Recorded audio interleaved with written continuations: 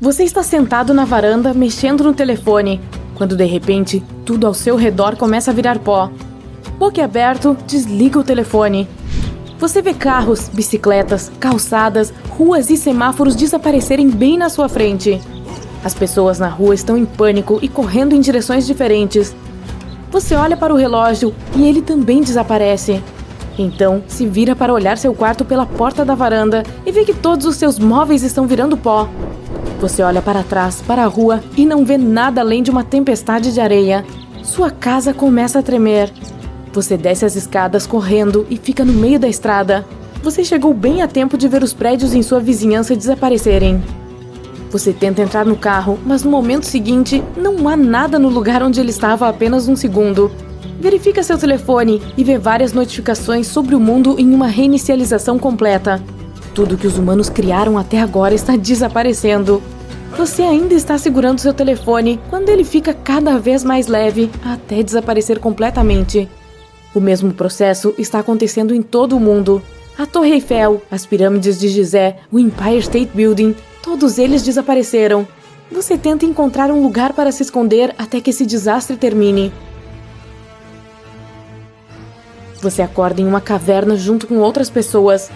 Tudo que os humanos produziram ao longo de séculos de trabalho árduo desapareceu da face da Terra. Tudo que ficou são pessoas, animais e natureza. Sua cidade agora é uma enorme planície de terra árida com algumas árvores espalhadas aqui e ali. A sua comunidade consiste em seu ex-barbeiro, um gerente de loja de quadrinhos, um padeiro local e seus vizinhos e amigos. Você sai da caverna para colher algumas safras que plantou no início da estação. Não há um prédio à vista que obstrua sua visão. Dá para ver as montanhas a quilômetros de distância. É onde ficava a cidade mais próxima. E ali é o oceano onde você costumava correr pela orla. A terra está repleta de animais selvagens. Muitos guaxinins, texugos, gambás e gatos selvagens perambulam pela vizinhança. Ao lado do seu minúsculo jardim, há uma grande fogueira onde vocês cozinham e se reúnem à noite. Não muito longe, pode-se ver um poço. Certa vez, havia uma antiga rede de encanamentos ali, mas quando o mundo reiniciou, ela desapareceu. A única coisa que permaneceu no subsolo foi a água que você agora usa para beber. O policial local de onde você costumava morar é o líder da comunidade. Ele fica em cima de um tronco e diz que você tem apenas uma semana antes que a água acabe completamente. Será preciso ir para outro lugar com uma nova fonte de água. Você termina seu trabalho e tira uma soneca rápida porque está de plantão noturno. Você anda ao redor do perímetro. Não há mais poluição luminosa e as estrelas brilham acima da sua cabeça. 2 outras pessoas também patrulham a área. De repente, você avista algo correndo à distância. Então olha com mais atenção e vê uma raposa. Está indo para o seu galinheiro. Você corre em direção ao animal e o espanta. Finalmente, chegou o dia da mudança. Todos colocam suas coisas em sacos feitos de corda e começam a caminhar. Vocês têm apenas um cavalo carregando suprimentos e água para todos. Vai demorar cerca de uma semana a pé para chegar aos lagos. Vocês seguem pela planície que costumava ser a rodovia que levava ao próximo estado. Está muito quente e seu grupo está se movendo muito lentamente. Ao longo do caminho, vocês encontram outras caravanas nômades que negociam mercadorias com vocês. À noite, vocês montam um acampamento próximo a um antigo posto de gasolina. O edifício se foi, mas a fundação ainda está lá. Uma semana depois, vocês finalmente chegam às montanhas perto do lago e entram na floresta. É preciso subir quase toda a montanha. Logo, fica muito escuro e vocês têm que fazer acampamento sob a cobertura de árvores centenárias. É uma noite fria e os membros do seu grupo se reúnem ao redor de uma fogueira. Você está de volta ao seu dever noturno quando todos adormecem. Ao explorar a área, ouve alguns sons de rosnado. Logo dá para ver que é um urso.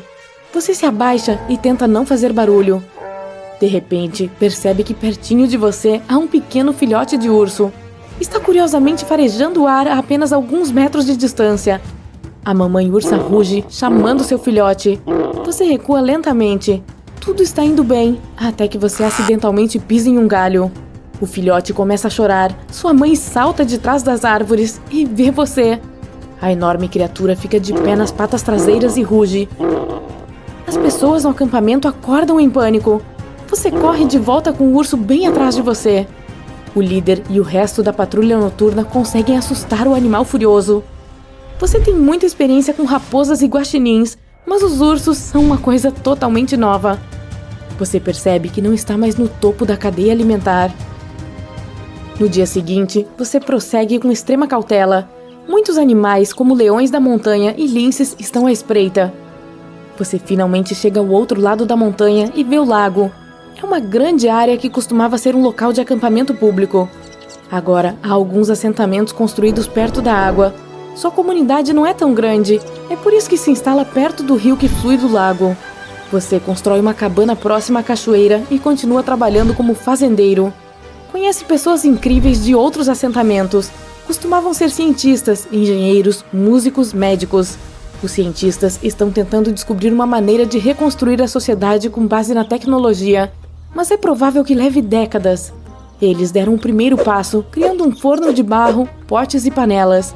Eles também construíram um cais no lago e canoas para pesca e transporte.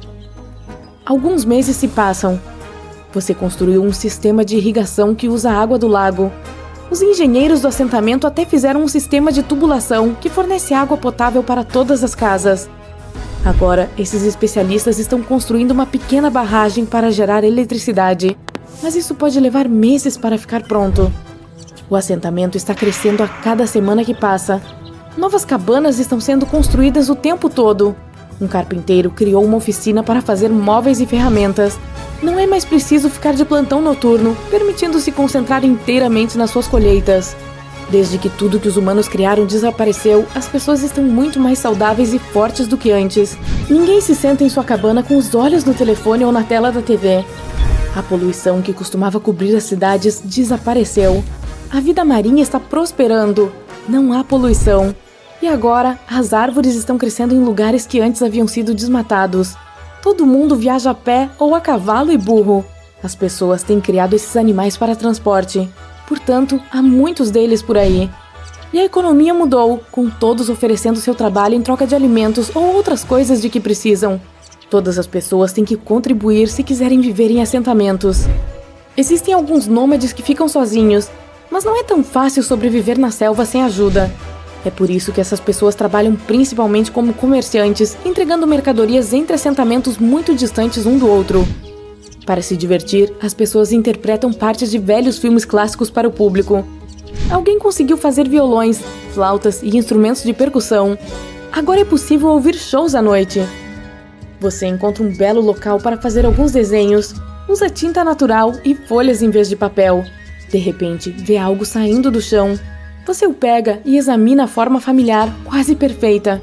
Em um momento, você já está correndo de volta para sua cabana para lavar a sujeira. Alguém tenta verificar o que você está fazendo, mas você garante que ninguém veja seu achado. Finalmente, está limpo. Sua suspeita é confirmada. É um smartphone. É a primeira evidência do progresso tecnológico do passado que não desapareceu. Você tenta fazê-lo funcionar e o gadget finalmente liga. Você lê uma mensagem no telefone e ela revela a verdade por trás de tudo criado por pessoas ter virado pó. Entre todos os planetas do Sistema Solar, a Terra é única, pois só ela desenvolveu vida. Mas e se tivermos um concorrente? E se uma segunda Terra aparecesse do nada? Então haveria dois cenários distintos. O primeiro é a destruição de ambos os planetas. O segundo tem um final inesperado, mas bastante lógico. Vamos começar com o cenário catastrófico. A segunda Terra, com as mesmas condições, só poderia existir se recebesse absolutamente a mesma quantidade de luz solar que o nosso planeta. A órbita que a Terra segue é perfeita para obter a quantidade necessária de calor solar. Se estivéssemos um pouco mais longe, toda a superfície do nosso planeta se assemelharia à Antártida. E se a Terra estivesse um pouco mais perto do Sol, todos nós viveríamos em um imenso deserto habitado por pouquíssimos seres vivos. Então, para que a segunda Terra seja idêntica à nossa, ela precisa seguir a órbita do nosso planeta. Dois objetos massivos podem existir próximos um do outro. A união da Terra e da Lua é um grande exemplo disso. Mas, se o segundo objeto fosse tão pesado e enorme quanto o nosso planeta, não haveria espaço suficiente para ambos. A gravidade das duas terras seria um grande problema. Os dois mundos colidiriam, pois seriam puxados um em direção ao outro. Esse processo duraria centenas de milhões de anos. No final, os dois planetas se transformariam em um único mundo gigante. Seus restos ficariam voando ao redor do planeta recém-formado, lembrando os anéis ao redor de Saturno. Ou um dos planetas empurraria o outro para fora de sua órbita. Nesse caso, uma das terras se lançaria em direção ao Sol e queimaria como um fósforo na atmosfera dele. Também é importante lembrar que a Terra está se movendo a uma velocidade de 105 km por hora o tempo todo. Isso é mais de 80 vezes mais rápido que a velocidade do som. Agora, imagine dois planetas enormes que estão voando um em direção ao outro nessa velocidade. Mesmo um organismo microscópico vivendo na boca de um vulcão não teria chance de sobreviver à colisão de duas terras. Até a Lua seria despedaçada pela onda de choque. Mas vamos imaginar que a gêmea da Terra está seguindo outra órbita, em algum lugar entre Marte e a Terra. Mesmo nessa situação, a vida das pessoas mudaria para sempre. A propósito, a teoria de que a Terra poderia ter uma gêmea surgiu há muito tempo. Cientistas do passado acreditavam que um segundo planeta poderia estar escondido no lado oposto do Sol. Graças às tecnologias modernas da astronomia, sabemos que essa teoria não é verdadeira. Caso contrário, nossos telescópios e outros equipamentos já teriam captado alguns sinais desse planeta. Os cientistas estudam objetos espaciais a milhares de anos-luz de distância de nós. Então, eles definitivamente notariam outro mundo nos arredores. Mas, de qualquer forma, vamos imaginar que a segunda Terra existe e que nós a descobrimos recentemente. Todo o campo da astronomia e da astrofísica recebe imediatamente centenas de bilhões de dólares em financiamentos. O estudo da gêmea da Terra se torna uma meta prioritária para as pessoas. Especialistas apresentam inúmeras hipóteses sobre como é a segunda Terra e o que está acontecendo lá. O planeta fica quase à mesma distância do Sol que nós. Isso significa que o clima deve ser o mesmo. Logo, os cientistas descobrem que a sósia da Terra tem água líquida e continentes, mas que não são como os nossos. Suas formas e localização são diferentes. É bem provável que exista vida lá também. Mas qual é a origem dela? Há uma hipótese de que a vida no nosso planeta surgiu graças aos aminoácidos trazidos para cá por um meteorito. É altamente improvável que a mesma coisa tenha acontecido em outro mundo. A vida deve ter surgido lá de uma maneira completamente diferente. Talvez os peixes não tenham saído da água naquele planeta, e as primeiras criaturas inteligentes tenham aparecido no oceano e podem ser anfíbios com escamas e barbatanas, ou monstros semelhantes a polvos com enormes tentáculos. Os peixes na segunda Terra poderiam ter saído da água e desenvolvido membros, mas e se eles não gostassem de andar no chão? Então, esse mundo pode ser habitado por pessoas inteligentes, que são pássaros. Ou a vida poderia ter se originado nas profundezas do solo. Então, a evolução teria gerado toupeiras humanoides ou vermes altamente desenvolvidos. Para descobrir com certeza, os cientistas enviam um astromóvel para lá. Uma missão semelhante em Marte foi um sucesso, então não deve haver problemas com essa. As pessoas na Terra estão esperando. O que vamos encontrar do outro lado? Levará vários anos para a nave chegar lá. Curiosamente, 2 dias após o lançamento, ela retorna. Mas essa não é a nossa sonda espacial. Durante todo esse tempo, os habitantes da segunda Terra também observavam nosso planeta. Em dado momento, também enviaram uma sonda que é feita dos mesmos materiais que a nossa. Ela tem uma câmera e um dispositivo para gravação. Mas as pessoas estão preocupadas, porque o astromóvel se parece com uma aranha mecânica. Será que nesse mundo vivem tarântulas gigantes? Os cientistas entenderam que precisamos nos comunicar. Enviamos aos nossos visitantes um sinal de rádio com algumas informações sobre nossa civilização. Eles pegam essa mensagem e enviam a deles, com símbolos estranhos que lembram rabiscos. Linguistas de todo o mundo estão tentando decifrá-la. Enquanto isso, os astrônomos enviam aos visitantes uma gravação da fala humana. Alguns dias depois, nossos satélites captam uma mensagem dos nossos vizinhos espaciais, com suas vozes. Os cientistas estão prestes a tocar a gravação. O mundo inteiro está ouvindo, prendendo fôlego. É um rosnado. Um rosnado terrível e absolutamente incompreensível, com pausas e um ritmo inusitado. Mas não é nada parecido com a fala humana. O planeta inteiro está em pânico. Todos os países estão se preparando para uma invasão. O mais importante agora é construir escudos para proteger o planeta. Ninguém consegue descriptografar as mensagens. É possível que nossos vizinhos também não nos entendam. As pessoas fazem uma última tentativa de estabelecer algum contato. Enviamos um vídeo para explicar aos nossos visitantes, com a ajuda de gestos e sinais, que só queremos paz e colaboração. A resposta não demora muito. Nosso satélite recebe o arquivo de vídeo deles. Os cientistas reproduzem a gravação. É chocante! Vemos dinossauros em trajes robóticos. A vida na segunda Terra vem se desenvolvendo como no nosso planeta. Mas o terrível meteorito gigantesco não caiu lá. Ao longo de milhões de anos de evolução, os dinossauros foram ficando inteligentes. No vídeo, eles estão rosnando e apontando com suas garras para a imagem da nossa Terra. Então, começam a rosnar ainda mais alto e... isso é uma risada! A gravação termina. As pessoas consideram essa mensagem o anúncio da invasão. Vários anos se passaram. Durante esse tempo, os cientistas trocaram mensagens com os dinossauros várias vezes, e parece que estamos começando a entendê-los. Acontece que os répteis também querem paz. Dizem que o planeta deles já foi habitado por humanoides parecidos com os humanos, mas uma grande inundação acabou com eles. Os dinossauros conseguiram sobreviver e evoluir. São seres inteligentes. Levará muitos anos até que as pessoas ponham os pés no planeta deles. E quando isso acontecer, a humanidade se sentirá aliviada, percebendo que não estamos sozinhos. Mas e se não houvesse vida inteligente na segunda Terra? As pessoas também ficariam felizes. Nós saberíamos que sempre teríamos outra casa.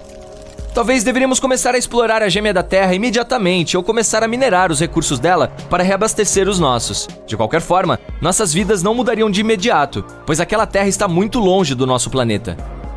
Dezenas de gerações viveriam antes que as pessoas começassem a se estabelecer na segunda Terra. Nosso planeta natal estaria perdendo cada vez mais recursos. Então todos gostariam de se mudar para um novo mundo. No início, apenas os mais ricos poderiam ir. Mas com o tempo, as viagens espaciais se tornariam mais baratas. As pessoas provavelmente investiriam muito dinheiro para construir um paraíso na segunda Terra. Se isso acontecesse, poderíamos visitar esse mundo durante nossas férias, para respirar ar puro e curtir a natureza. De qualquer forma, a população humana cresceria. Isso significa que, mais cedo ou mais tarde, a segunda Terra se tornaria tão populosa quanto a primeira. Então, as pessoas começariam a procurar um novo lar entre as estrelas. A propósito, se existe vida em um planeta semelhante ao nosso, é provável que se pareça com... polvos. Existe até uma teoria de que os polvos vieram de algum outro mundo para a Terra. Qualquer animal tem vários estágios evolutivos de desenvolvimento. Por exemplo, elefantes e mamutes descendem de um ancestral comum há 5 ou 6 milhões de anos. Olhando ainda mais longe, quase todos os mamíferos evoluíram de um ancestral que compartilhavam com os répteis. Cada espécie vem mudando ao longo de milhões de anos. Mas não os polvos. De repente, eles apareceram em uma árvore genealógica. Do ponto de vista da evolução, as lulas teriam que evoluir para polvos daqui a milhões de anos. Mas veja, elas já estão aqui. Além disso, os polvos são incrivelmente inteligentes. O código genético deles é muito mais diversificado que o humano. Eles podem ser visitantes de outro planeta semelhante ao nosso. Mas claro, isso é apenas uma hipótese. Um enorme meteorito entra na nossa atmosfera, causando uma explosão de proporções catastróficas. Todas as formas de vida da Terra deixam de existir. Uma onda gigante de fogo envolve o planeta várias vezes, até que apenas restam cinzas e poeira da paisagem verde. Mas então novamente existe outra opção para o futuro do nosso planeta. O Sol poderia engoli-lo. Ei, quem é esse? No curso de sua evolução, nossa estrela continuará se expandindo. Eu sou o único a ouvir esta voz? Até ficar tão grande que irá engolir nosso planeta sem nem perceber. Ei, amigo, este é o meu vídeo. Acho que não. Ok, vou dividir com você. Mas não vamos olhar tão longe no futuro. O que você disser, amigo? E que tal o fato de que a Terra em breve terá anéis? Como em Saturno? Quase. Os anéis de Saturno são feitos de poeira e gelo. Sim, já ouvi falar sobre isso. Milhares de anos atrás, algo realmente misterioso aconteceu na órbita de Saturno. A gravidade do planeta destruiu um de seus satélites. Sim, Saturno é um gigante gasoso. Ele é 95 vezes mais pesado que a Terra, portanto tem gravidade mais forte, e atraiu uma pequena lua de sua órbita para sua superfície. Então ela foi dilacerada por dentro pelas forças das marés, como aquelas entre a Terra e a Lua. Muitos fragmentos enormes ficaram na órbita de Saturno. Alguns cientistas dizem que houve uma colisão de duas luas lá, como um choque entre bolas de bilhar. Como resultado, ambos os corpos cósmicos se transformaram em uma pilha de detritos e blocos de gelo. Não importa como chegaram lá, esses detritos começaram a circular Saturno e colidiram uns com os outros, transformando-se em rochas menores. Era uma espécie de liquidificador cósmico. As rochas gradualmente se transformaram em pó, e enormes blocos de gelo em pequenos cristais.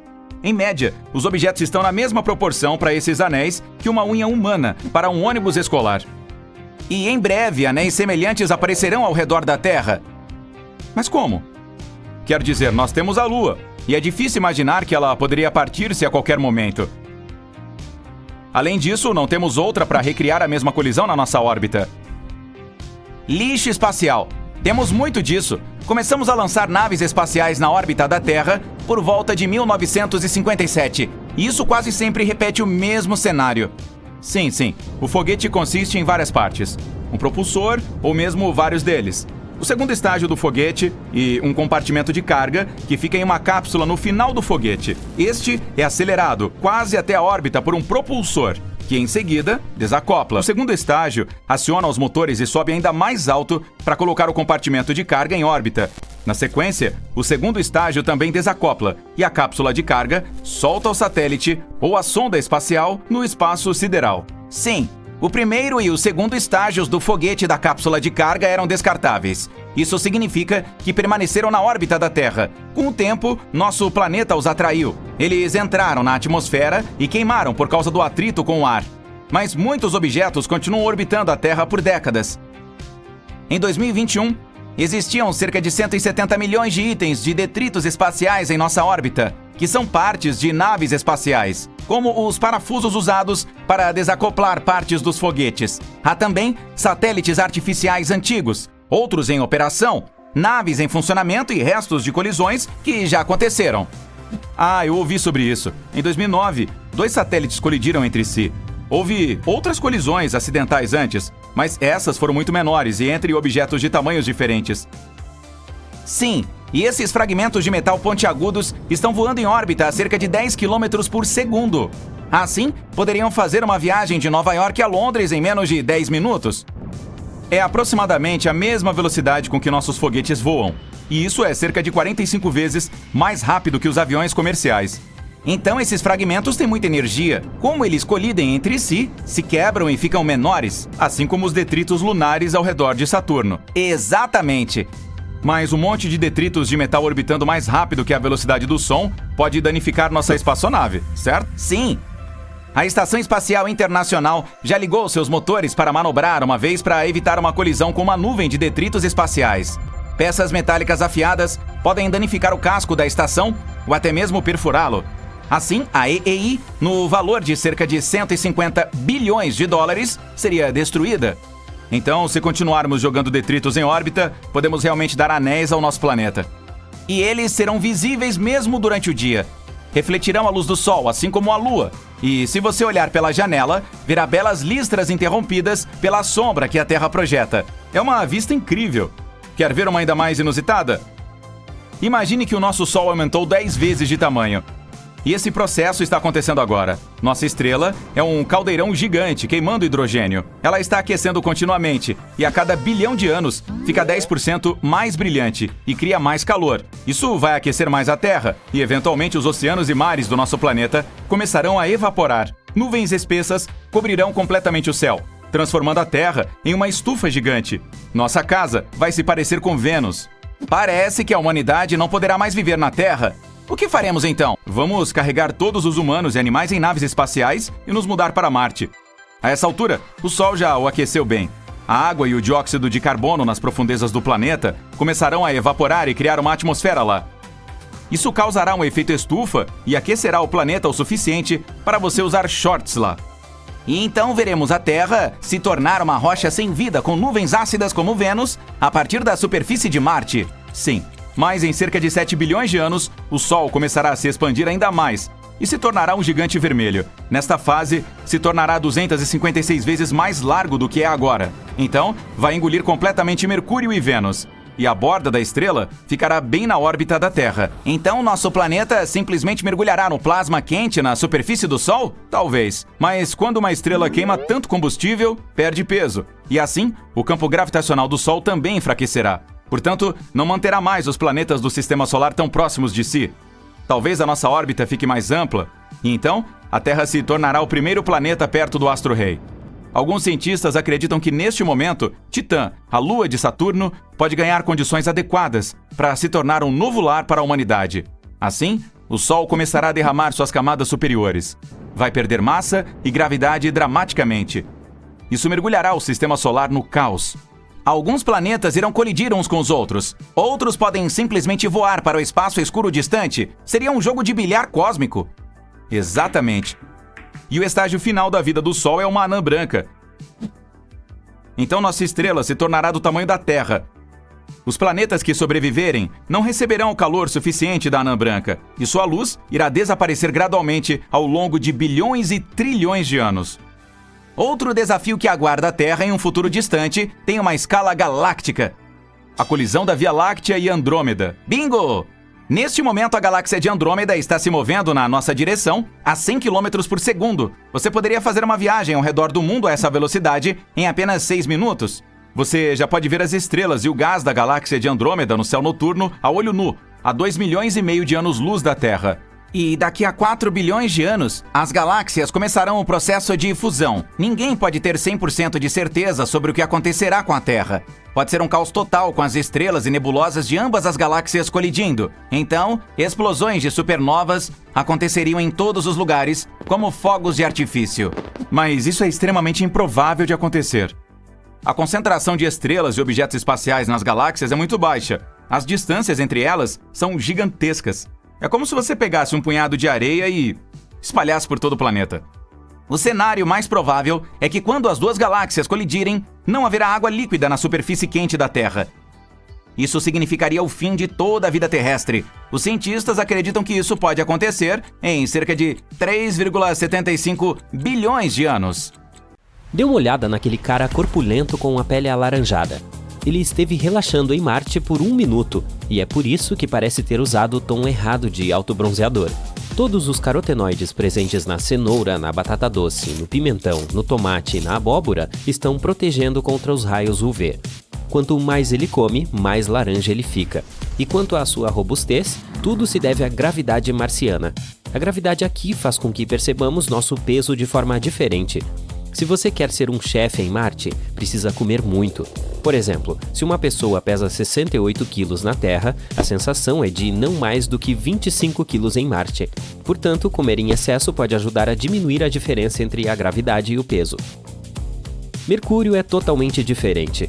É mais quente do que o asfalto da Geórgia durante o dia, mas mais frio do que o castelo da Elsa à noite. É preciso ser feito de metal com um alto ponto de fusão para conseguir sobreviver aqui. Mas nós, humanos comuns, estaríamos fritos, literalmente. Embora Mercúrio seja o planeta mais próximo do Sol, Vênus ainda é o mais quente. Vida em Vênus? É mais como a vida no gêmeo maligno do Sol. A temperatura aqui normalmente gira em torno de 465 graus Celsius em média.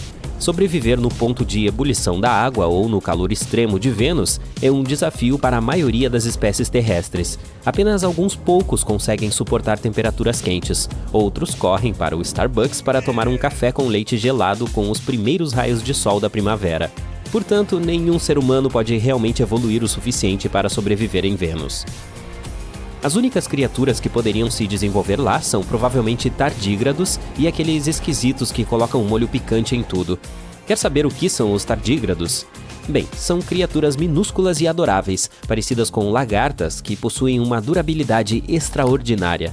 Eles podem suportar a água fervente, as profundezas de uma fossa marítima e o vazio gélido e sem luz do espaço.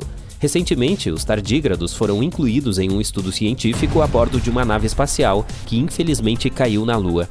Os cientistas especulam que os tardígrados podem ter sobrevivido ao impacto. Ei, você gostaria de se transformar nessa criatura e viver em Vênus?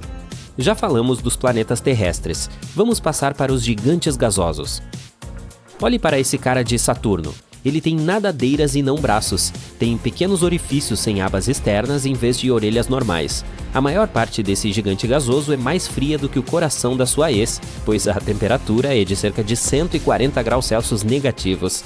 Não é possível andar sobre ele, mas você pode se transformar em uma bola de neve. Uau! Você está voando pelo espaço em uma espaçonave enorme do tamanho de 3 Central Parks da cidade de Nova York. Está acontecendo um verdadeiro tumulto. Não é um alienígena invadindo a nave espacial. É um dia muito importante. A data é 22 de janeiro de 2700. Você acabou de nascer, fora da atmosfera terrestre. Seja bem-vindo. Tem uma equipe médica cuidando de tudo. Aparelhos futuristas ajudam em todos os aspectos. e a vista da gigantesca nave esférica de vidro nada mais é do que a incrível vastidão do espaço. Não se consegue mais ver a Terra, pois a nave espacial está voando para um novo destino a milhões de quilômetros de distância. Tempo estimado de chegada a esse novo planeta hospedeiro? Décadas. Vamos avançar um pouco no tempo. Você tem 25 anos e essa nave espacial é o único lar que você já conheceu até agora. Você aprendeu todos os segredos da nave. Você começa o dia em seu dormitório, que tem todos os itens essenciais. Um banheiro compacto, uma mini cozinha, um beliche e uma vista magnífica das estrelas e planetas fora do vidro reforçado da espaçonave. E você nunca precisa se preocupar com a radiação espacial. A nave tem um escudo magnético eterno que reflete a radiação espacial para que não penetre nela. Caso contrário, haveria grandes problemas. A espaçonave foi projetada para ter uma gravidade artificial. Os astronautas normalmente perdem de 1 a 2% de sua densidade óssea a cada mês em que estão no espaço, já que permanecem flutuando o tempo todo. Mas agora, quero dizer, no futuro, nas viagens espaciais longas, eles são capazes de resolver esse problema. Você sai do dormitório e vê vários colegas da tripulação indo para o trabalho. Eles estão todos deslizando em seus mini hoverboards tecnológicos e todos usando cores diferentes, um uniforme da era espacial. O seu é azul, então você sobe na prancha e se junta ao grupo azul. Você chega à passagem subterrânea do transporte espacial e começa seu trabalho. Como engenheiro a bordo, seu trabalho é super importante. Manutenção da espaçonave e mantê-la funcionando. Mas tem algo errado. Os números estão piscando em todos os painéis e a temida luz vermelha não para de piscar. Você alerta seus colegas de trabalho, mas eles também não sabem o que está acontecendo. Rápido! Você fica verificando os registros e muitas equações complicadas, mas nada faz sentido. O pânico começa a se espalhar por toda a espaçonave. Os pelos dos seus braços estão arrepiados. Você tenta clicar em todos os botões e interruptores possíveis. O zumbido fica cada vez mais alto. A luz está piscando mais forte. Alguns de seus colegas fogem. E você se vê sozinho na sala vermelha. De repente, finalmente, seu supervisor desce correndo para ajudar. Depois de um tempo, vocês dois finalmente descobrem. Ufa, essa foi por pouco. Você ainda precisa aprender muito sobre como gerenciar a nave. Desde pequeno, você foi designado para trabalhar como engenheiro. Sempre foi ótimo em física, química, matemática, todas essas coisas científicas. Este é apenas mais um dia no escritório, mas nesta nave, um dia você pode se tornar o capitão. Após o trabalho, você recebe uma ligação de seus amigos querendo participar de uma videoconferência. E quando digo ligar, quero dizer um dispositivo sem telefone que permite a comunicação com qualquer pessoa enquanto vê todas as suas informações através de uma projeção de holograma que só você pode ver. Também é possível usá-lo para ouvir músicas antigas da Terra. A música pop agora se tornou música clássica, e os filmes agora são projeções 3D da sua própria imaginação. Você sai da passagem subterrânea e sobe para a praça espacial. É onde todos passam o tempo quando tem folga. Alguns cafés, restaurantes, uma barbearia, até uma sorveteria. Você nunca saiu para passear em outro lugar. O transporte espacial é essencialmente uma pequena cidade que possui todas as coisas importantes de que a sociedade precisa. Isso inclui uma biosfera cheia de animais e plantas de diferentes climas da Terra. Mini savanas, mini desertos, mini florestas tropicais, o que você quiser. Os biólogos a bordo garantem que tudo se mantenha saudável para que você se sinta em casa. Não que você já tenha pisado na Terra. Você entra na savana selvagem e vê algumas gazelas galopando ao redor. Alguns gnus parecem estar remexendo e um pequeno bando de leões está à espreita. Na selva, você sente a umidade e as folhas grossas e arbustos ao redor. Alguns gorilas das montanhas estão brincando e tem pequenos sapos aqui e ali. E espreitando nas árvores, descendo para tomar um gole d'água, está um jaguar. No deserto seco, você vê alguns camelos vagando, uma pequena cascavel escapando do calor e alguns pequenos escorpiões rastejando na areia. Você aprendeu muito sobre biologia nos últimos 25 anos. Você sabe tudo sobre a Terra, mas nunca esteve lá. É estranho. Após o passeio pelos habitats da natureza, você ouve um anúncio no sistema de som. É o capitão. O novo planeta está a horas de distância. Mais cedo do que o previsto. Todos assumam suas posições para o pouso. Todos na nave então correm para seus dormitórios, exceto os membros-chave da tripulação, pois precisam operá-la. Você vai para o seu beliche, que se transforma em um assento com cintos de segurança interestelares sofisticados. Olha pela janela e vê um ponto azul à distância. Ele fica cada vez maior, se parece muito com a Terra, pelo menos de longe. Isso não demorou tanto, apenas 25 anos. Me pergunto o que está acontecendo sob o capô daquela nave espacial, olha. Você olha para trás, para sua vida no espaço, sabendo que a primeira parte dela está chegando ao fim. É como viver no Polo Sul. Lá vive uma pequena comunidade de cientistas que trabalha entre o inverno e o verão, fazendo as mais diversas pesquisas, desde clima e geologia até meteorologia e astronomia. A vida deles deve ser semelhante a viver aqui no espaço sideral. Eles têm seus próprios bunkers, laboratórios científicos e até salas de recreação para esportes e música. A natureza do planeta que você está se aproximando é diferente de tudo na Terra. Árvores tropicais mais altas do que os maiores arranha-céus. Oceanos tão selvagens que existem furacões que duram anos apenas vagando por aí. O piloto anuncia o pouso. Está tudo bem, hora de trabalhar. Você remove o cinto e sai para ver o novo planeta com seus próprios olhos. Andar em terra parece... bom, como chegar a um novo planeta. A umidade é densa e o vento é quente. A nave pousou no lado tropical do planeta, onde, segundo estudos, é o melhor lugar para começar um novo povoado. Não vai ser fácil. Os humanos geralmente começam novos assentamentos próximos a lagos e rios. Pense nos mesopotâmicos, nos antigos egípcios, nos astecas. A lista é interminável. Começaram como pequenos assentamentos, até que se tornaram mega civilizações em pleno funcionamento. Ao negociar e explorar, eles foram capazes de avançar em sua tecnologia, aprender novos idiomas e descobrir receitas de culinária incríveis. Ei, eu poderia comer macarrão e sushi agora mesmo. De acordo com os cientistas, nascer no espaço pode alterar a aparência dos humanos. A cabeça humana poderia ficar maior em milhares de gerações. Quem sabe? Não há como simular isso na Terra. Poderíamos até ter cores de pele diferentes, já que precisaríamos de mais melanina, aquele pigmento que nos protege da radiação solar. Estar mais perto do Sol ou de qualquer massa de fogo ardente pode significar que produziríamos mais ou diferentes tipos de melanina para nos proteger. Nosso corpo poderia virar marrom escuro, roxo, cinza ou até mesmo verde. Teremos que esperar alguns milhões de anos para descobrir. E sem gravidade, os humanos teriam que se acostumar a ter uma densidade óssea mais baixa, como os pássaros. Isso significa que provavelmente seríamos mais fracos do que nossos velhos seres humanos da Terra e teríamos algumas coisas físicas um pouco estranhas acontecendo. A gravidade é essencial para o nosso equilíbrio e a mobilidade é um dos fatores-chave para a sobrevivência humana. Então, sem gravidade, provavelmente necessitaríamos de roupas de exoesqueleto para caminhar e correr, ou simplesmente tirar o lixo. Agora, nada disso vai acontecer por muito tempo. Eles ainda estão pensando em como trazer alguém para este mundo, ou para fora deste mundo. Tecnicamente falando, o espaço sideral é considerado a 100 km acima do nível do mar de qualquer continente do mundo. Além disso, as possibilidades são infinitas. Olá, incrível maníacos! Meu nome é Tom, e hoje eu os convido a dar uma espiadinha no futuro.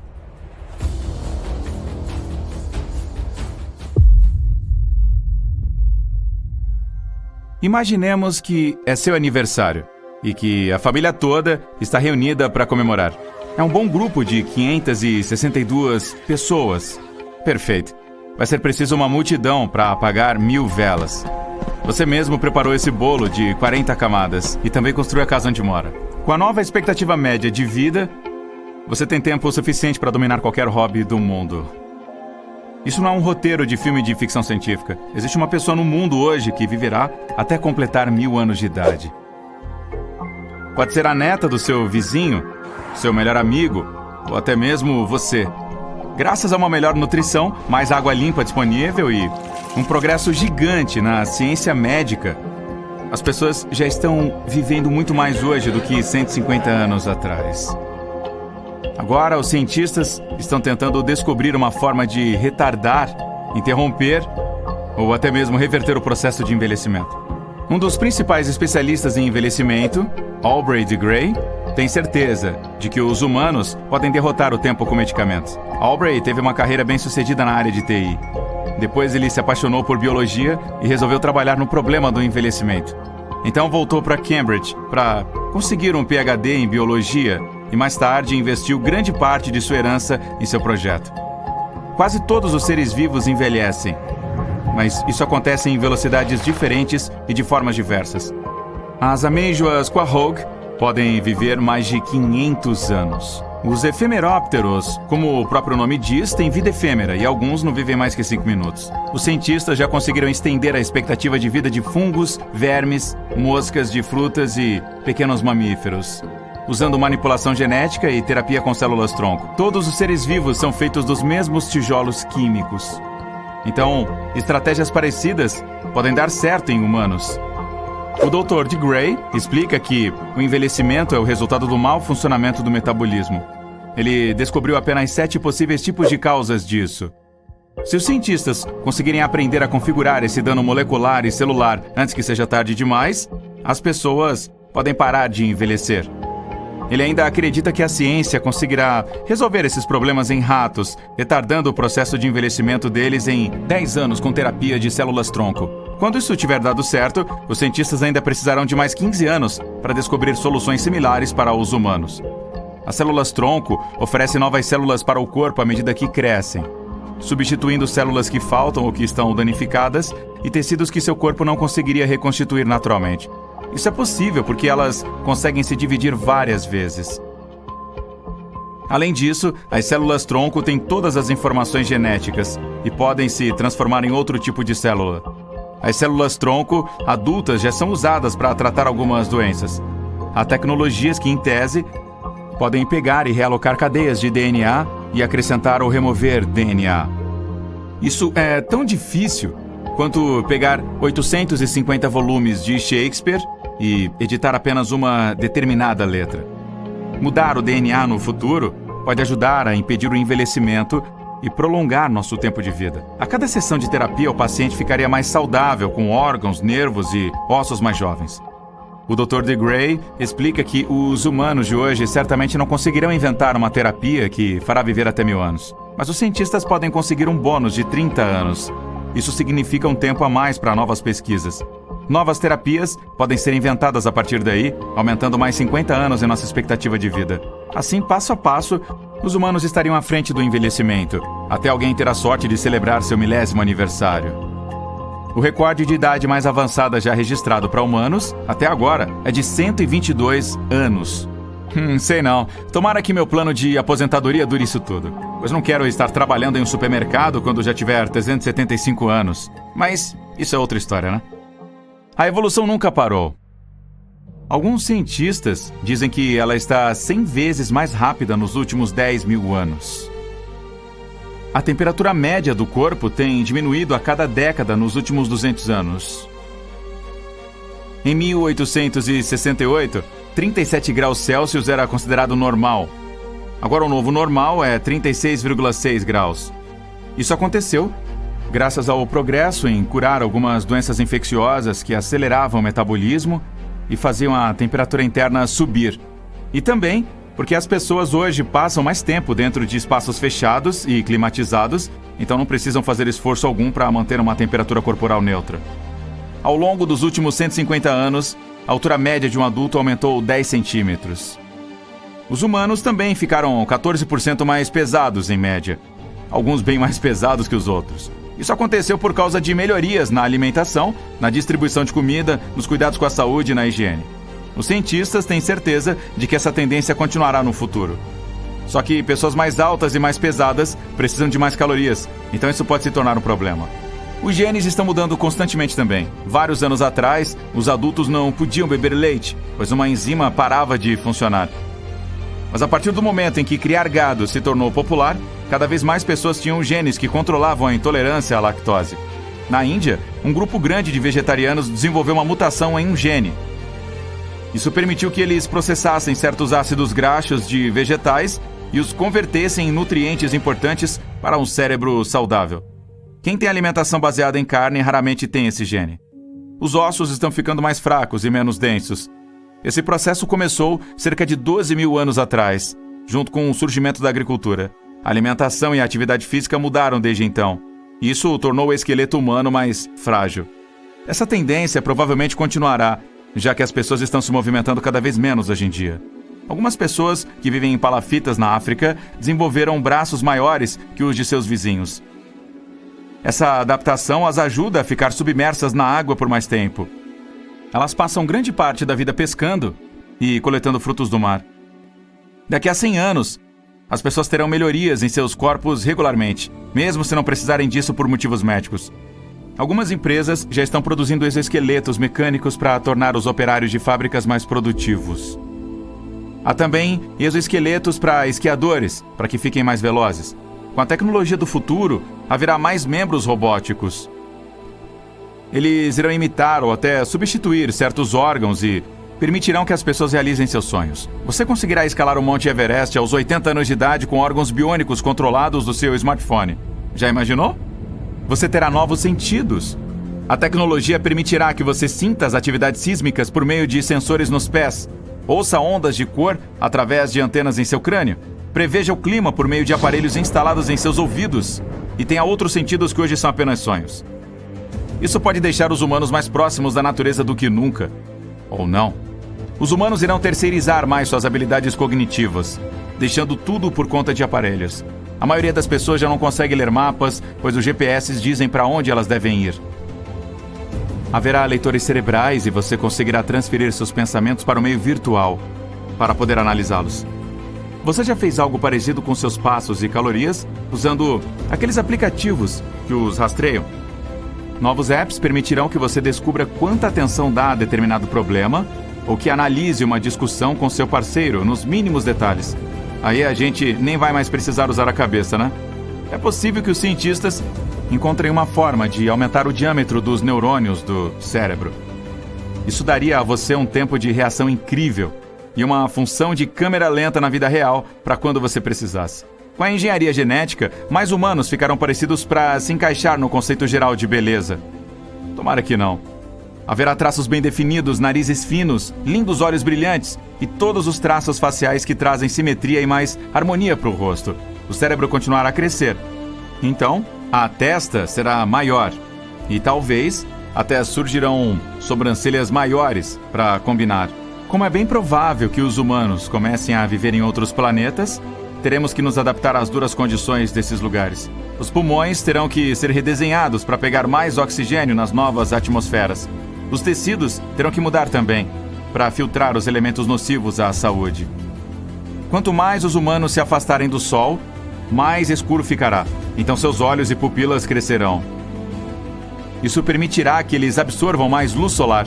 Eles também desenvolverão novas características, como visão com baixa luminosidade e uma piscadinha lateral para ajudar a proteger os olhos dos raios cósmicos. Daqui a 1000 anos, os computadores se tornarão cada vez mais humanizados. Para competir com eles, os humanos se tornarão mais integrados com robôs. Nanorobôs minúsculos irão nadar dentro do seu corpo para melhorar todas as suas habilidades naturais. Os humanos conseguirão gravar sons e ter fones embutidos em seus ouvidos para terem uma super audição. Eles também terão uma supervisão e uma super saúde como um todo. O que não é nada mal, né? Integrar mentes humanas com computadores fará com que todos tenham super cérebros. Você conseguirá fazer as equações mais complexas em questão de segundos.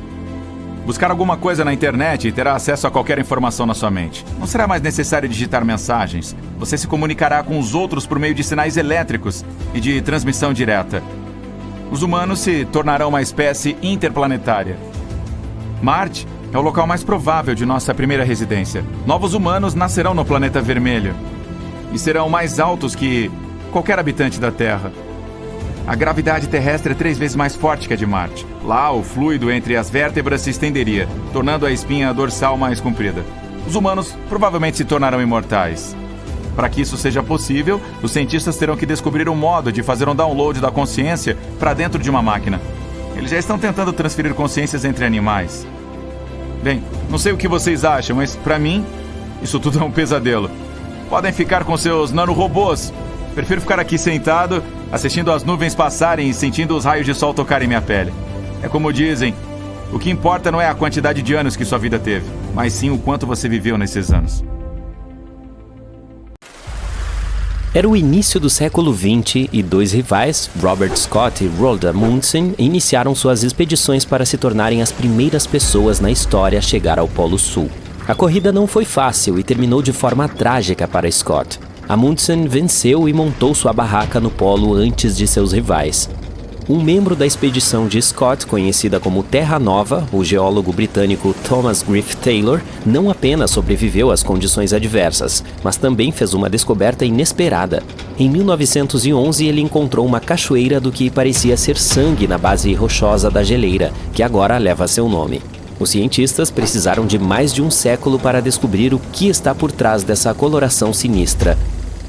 Uma equipe de cientistas americanos viajou para a geleira Taylor com poderosos microscópios eletrônicos para analisar seu conteúdo. Estudos anteriores haviam arranhado a superfície do enigma carmesim, mas ninguém havia feito uma análise em grande escala de sua composição mineralógica. Esses pesquisadores lançaram mão de todo um arsenal de equipamentos analíticos e detectaram pequenas nanoesferas ricas em ferro.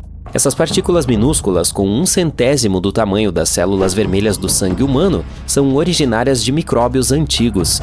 Elas florescem abundantemente nas águas de derretimento da geleira Taylor. Essas nanoesferas estão repletas de ferro, silício, cálcio, alumínio e sódio, formando uma composição única que pinta a água subglacial com um tom vívido de vermelho. Essas nanoesferas não têm a estrutura cristalina usual encontrada nos minerais, razão pela qual os métodos de detecção anteriores não conseguiram detectá-las. As profundezas geladas da geleira Taylor abrigam uma antiga comunidade microbiana que prosperou em isolamento por milhares ou possivelmente até milhões de anos. Essa descoberta pode nos ajudar na busca por vida fora da Terra. O Dr. Ken Levy, cientista pesquisador da Universidade Johns Hopkins, tem uma experiência impressionante em materiais planetários e na análise de amostras marcianas. Ele decidiu descobrir o que aconteceria se um Mars Rover aterrissasse na Antártica. Será que ele conseguiria descobrir o que torna as cataratas de sangue tão fascinantemente vermelhas? Assim, os pesquisadores trataram as Blood Falls como um local de pouso marciano simulado. Eles usaram técnicas inspiradas nos rovers que exploram o planeta vermelho. As amostras coletadas foram enviadas para as instalações de processamento da Johns Hopkins. Lá, Levy liberou o poder da microscopia eletrônica de transmissão e revelou as enigmáticas nanoesferas. Ele chegou à conclusão de que nossos métodos atuais de análise das superfícies de outros planetas com rovers são insuficientes. Eles não conseguem desvendar a verdadeira natureza dos materiais ambientais, especialmente em planetas frios como Marte. Esses materiais podem ser muito pequenos e não cristalinos, o que atrapalha nossos métodos de detecção. Para realmente compreender a essência dos planetas rochosos, precisaremos de microscópios eletrônicos de transmissão. Colocar um deles em um Mars Rover ainda não é viável, mas pode significar o início de uma nova era na exploração espacial. Você já viu uma cachoeira em chamas? Todo mês de fevereiro, quando as estrelas se alinham da maneira certa, a cachoeira Horsetail, no Parque Nacional de Yosemite, recebe uma transformação sensacional. Quando o sol se põe, seus raios atingem a cachoeira no ângulo perfeito, transformando-a em uma exibição de tons vibrantes de laranja e vermelho. Não sabemos exatamente quem e quando se descobriu esse milagre natural. É possível que os habitantes originais do vale soubessem de sua existência, mas não divulgaram. Foi somente em 1973 que o fotógrafo Galen Rowell tirou a primeira foto conhecida da cachoeira, trazendo-a para o centro das atenções. Desde então, a Firefall se tornou uma sensação global, espalhando-se como um incêndio nas mídias sociais e atraindo multidões de todos os lugares. Essa magnífica cascata atrai centenas de espectadores todos os anos, mas eles só podem ver o espetáculo sob certas condições. Em primeiro lugar, a Horsetail Fall precisa de um riacho caudaloso. Se não houver neve suficiente em fevereiro, a cachoeira não terá água para criar a mágica. As temperaturas devem ser quentes para derreter a camada de neve durante o dia. Se estiver muito frio, a neve permanecerá congelada e o espetáculo de fogo não se acenderá. Em segundo lugar, precisamos de um céu limpo no oeste ao pôr do sol. Os raios de sol precisam de um caminho reto para atingir o Horsetail Fall e fazer com que ele ganhe vida. E como o clima em Yosemite está sempre mudando, as nuvens podem se dissipar magicamente bem na hora do show. Se todas as condições estiverem corretas, você testemunhará a Yosemite Firefall em toda a sua glória por cerca de 10 minutos. O mistério das pedras de vela no Parque Nacional do Vale da Morte, na Califórnia, tem intrigado os cientistas há anos. As pesadas pedras parecem ter vontade própria e se movem pela Racetrack Playa, um leito de lago seco. Elas deixam um rastro na lama rachada. Havia todos os tipos de teorias para explicar esse fenômeno, desde campos magnéticos ou dust devils, que são fortes redemoinhos, até brincadeiras maliciosas. Ninguém realmente testemunhou essas rochas em ação, o que só aumentou o mistério. Em 2006, um cientista da NASA chamado Ralph Lawrence entrou em cena. Ele estava estudando as condições climáticas em outros planetas, mas não conseguiu resistir ao fascínio do Vale da Morte e daquelas pedras de vela esquivas. Ele teve um momento de eureka enquanto mexia na mesa da cozinha com um recipiente Tupperware. Lawrence encheu o recipiente com água, deixando uma pequena pedra para fora e o colocou no freezer. Em seguida, ele colocou essa construção gelada em uma grande bandeja de água com areia no fundo e soprou suavemente sobre ela. A pedra começou a deslizar pela água, deixando um rastro na areia. Lawrence estava estudando como o gelo pode fazer com que grandes rochas flutuem e se movam ao longo das praias de maré no Mar Ártico.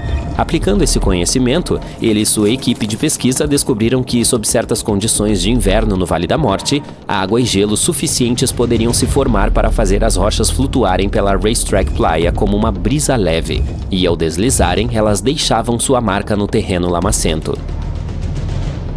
O Rio de 5 Cores, Caño Cristales, na Colômbia, tem o título não oficial de rio mais bonito do mundo. Na maior parte do ano, ele se parece com qualquer outro rio comum. A verdadeira mágica acontece entre as estações úmida e seca, quando o nível da água está perfeito. O fundo desse rio único é revestido por uma planta especial, e quando as condições são adequadas, ele se transforma em uma deslumbrante exibição de cores. Pense em vermelhos vibrantes, amarelos deslumbrantes e verdes exuberantes, todos se misturando com a água azul. É como entrar em um arco-íris vivo com milhares de tons entre eles. Essa exibição fenomenal dura apenas algumas semanas, de setembro a novembro. Durante a estação úmida da Colômbia, o rio flui muito rápido e profundamente, cobrindo o fundo do rio e negando às plantas a luz solar necessária para ficarem vermelhas. E na estação seca, simplesmente não há água suficiente para sustentar a vida vibrante do rio. Portanto, você precisa pegá-lo no momento certo. A razão por trás das praias das Maldivas brilharem no escuro à noite não é um mistério, mas isso não as torna menos impressionantes. Isso acontece graças ao plâncton bioluminescente. Essas criaturas minúsculas são como pequenas bolas de discoteca subaquáticas, emitindo um brilho azul frio quando estão agitadas ou em movimento. Imagine caminhar ao longo da costa e deixar para trás pegadas brilhantes. Você pode até nadar à noite entre esses plânctons mágicos. Os pesquisadores descobriram que sua bioluminescência é, na verdade, um mecanismo de defesa inteligente contra predadores. Quando esses micro-organismos piscam suas pequenas luzes azuis, eles desorientam e surpreendem seus agressores. O plâncton produz essa luz usando uma substância química chamada luciferina. Esses plânctons encantadores podem aparecer em qualquer época do ano, mas as melhores chances de vê-los em toda a sua glória brilhante são de junho a dezembro. Durante esse período, há um volume maior de plâncton nos mares das Maldivas, criando as condições perfeitas para um espetáculo luminoso depois que o sol se põe e o céu noturno toma